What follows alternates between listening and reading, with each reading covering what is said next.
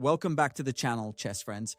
Today's episode is dedicated to calculation and tactics, and we will also discuss it in a practical way because we will do some exercises on the algorithm and, above all, the easiest method to calculate in chess.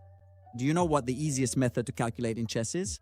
First of all, find the candidate moves, because if we don't find candidates, what we often do, our mistake, is to let ourselves be guided by inspiration, okay? We look at the chess position and start thinking. We let ourselves be inspired by our previous patterns, by what we think or what we don't think. Instead, we need to search for the moves, and therefore the SKK algorithm, which means searching the position for checks, captures, direct attacks, and pawn contacts. On this channel, I've made many videos about this algorithm. Go back and find them, the complete theory is there. Today we're going to practice this algorithm a bit, so let's open a couple of exercises on leeches and start doing them by looking for candidate moves. Let's start with this one here. It's white's move, and we're at the difficulty level of around 1900. I tried to pick something intermediate just so we don't complicate our lives too much, and so it would be suitable for everyone. So first of all, let's take a look at the position. We are down a piece for, how many pawns is it? 2 pawns. And at this point, let's start by looking at the candidate moves first. I mean, you see, I'm not looking at the board with the idea that I'll just get inspired and see the solution. No, candidate moves first. Let's look at checks, captures, direct attacks, especially direct attacks, which we sometimes forget, and pawn contacts. Definitely checks and captures. Let's immediately look at the first capture par excellence, which is the queen trade. So this is definitely a move to evaluate. After that, we have this check and this capture, but we can discard them very quickly, right? And also, this capture can be discarded as well. Other checks, let's say, definitely, first of all, we'll look at this check, then maybe it's useless. Spoiler, there's a queen hanging, so maybe it is useful for something. But let's put things in order. You see, I've already potentially seen the solution, but we need to be orderly. So let's throw in the candidates, okay? Why do we need to do this work? Because when we throw in the candidates, we can actually evaluate them against each other, okay?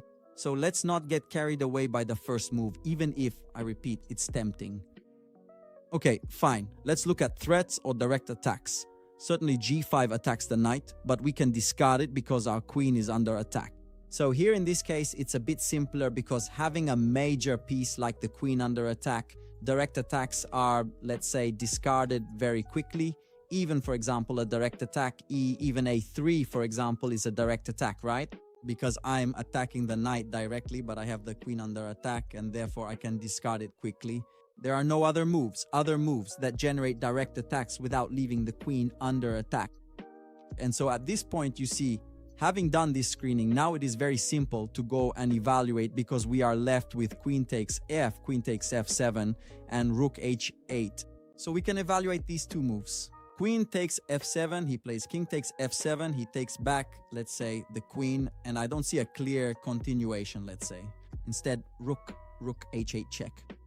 Obviously, he cannot eat with the bishop because it is pinned. He must eat with the king, and at this point, no one is defending the queen anymore. So very simply, rook h8 is the correct variation, and we take his queen. Let's move on. Second exercise, let's get a bit of practice. You see, let's throw in all the candidates first. So let's not look at the solution right away. Let's throw in the candidates. So again, checks, captures, direct attacks, pawn contacts. Checks, definitely bishop to g7. Let's put that in. Then direct attacks. Well, certainly direct attacks are queen g5 and queen h6 because we are threatening mate on g7. So these are 2 direct attacks. Then, okay, still regarding captures. Sorry, I mixed things up a bit. Captures anyway, rook takes. Actually, it takes a pawn. We could evaluate it. But let's say, oh, well, we'll include it. But it's clear that in this position, he has the queen, which is very aggressive. So there could be some checks anyway. I probably can't eat that little pawn there. I'll get a check on h1. If I move here, I'll get another check. So, but the move should be noted, okay? Rook takes b5, another capture. After that, threats, direct attacks. Okay, rook b3 is a threat because it attacks the queen, but the rook is hanging, so we can rule out rook b3. Any other direct attacks? Certainly. The bishop could attack the rook in this way with bishop d5. But again, let's be careful. He has the queen on this square, which obviously can be very aggressive towards us. He can also play a direct attack himself. I'll show you with a different color since it's his. With e3, which naturally threatens many things. And so probably, let's say, going to attack the rooks is a bit slow in this position. So let's start by removing the moves that are too slow. We'll remove this one, we'll remove this one. And so what we're left with is, okay, the queen coming in to threaten checkmate, even if it's not, let's say, that fast, even if it's not that fast. And bishop takes g7. Certainly the first move that needs to be analyzed is bishop takes g7. The second one, spoiler, queen h6 could be interesting because on queen h6, he effectively has no checks. So let's look at the forcing moves first. So bishop takes g7, bishop takes g7 check. He has nothing else to do but king takes g7, and in turn, another forcing move, queen g5 check. At this point, if the king goes to h8, there is again queen f6 checkmate. And let's say if he goes to f8, there is the same queen f6 checkmate.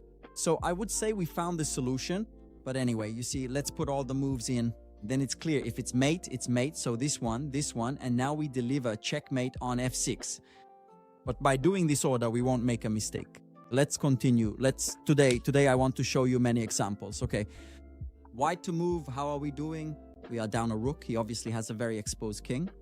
So let's throw in a couple of candidate moves right away. Definitely the candidate moves that give check, right? So rook h3 check, queen h4 check.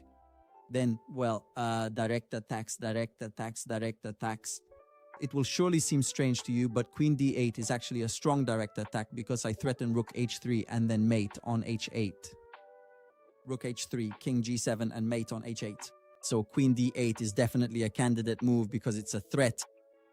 Then pawn context, well, we can't not include f5, right?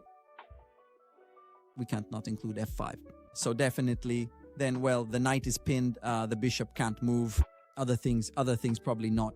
We must be careful, obviously, that he still has his check. He has his check, which isn't bad, because if we move the king here, knight takes c3 is another check. So the fact that he has concrete moves, you see the check probably, let's say, invites us to also look at some more forcing moves. So queen d8 was interesting, but in light of the fact that he can both parry and play queen d4, we probably want to make some more forcing move in this position. So let's go ahead and put this one aside for a moment. We'll put this one aside and really focus our attention. We'll focus specifically on the two main options, on the two potential checks available here. The queen to h4 check and the rook to h3 check. So queen h4 check, but after queen h4 check, he plays king g7, and honestly, there's no real continuation to be seen. Yes, okay, I could play rook h3, I'm threatening mate, but at the very least, he can probably play queen takes f4 check, right? And it doesn't look like we're in great shape, so we probably need to be more direct. So this already makes me lean towards discarding queen h4. So rook h3 already seems more likely to me. Let's see what he can do against rook h3 check. So he has two moves. He can play king g7 and king to g8. Against king g7, the solution is very simple. The queen enters on h6. The king has no choice but to go here, and queen h8 would be mate. So we have already ruled out king g7 and against rook h3. So we just need to rule out king to g8. Again, checks captures. Surely queen takes g6 is hot. Queen d8 check is obviously another solution. And so king g8, queen takes g6. Now remember the rook on h3, eh? We are looking at the whole variation. If he were to defend with rook g7, there would be this combination. The queen comes to e8. Watch out, it's not checkmate because the queen can defend with queen f8, but at that point, rook h8, another deflection check. The king eats and the queen is lost. So queen takes g6. This is a bit more complicated, eh? We are moving up a level. You see how many things we have to look at. And so at this point, let's remove the arrows, otherwise you won't understand anything.